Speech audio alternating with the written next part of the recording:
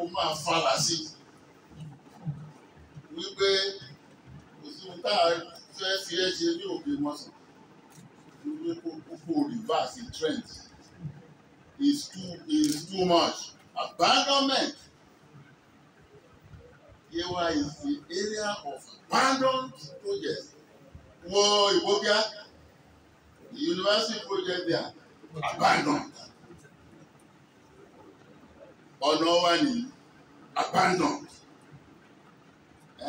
Kò síbi tó o lè fẹ́ gbà wọ Yewa, wherever, the north, the central, the south, kó lo ẹ̀bẹ̀ sí kó máa sọ fún.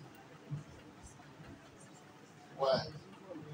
Oh, in 47 years of Ogun State, Yewa has never been there.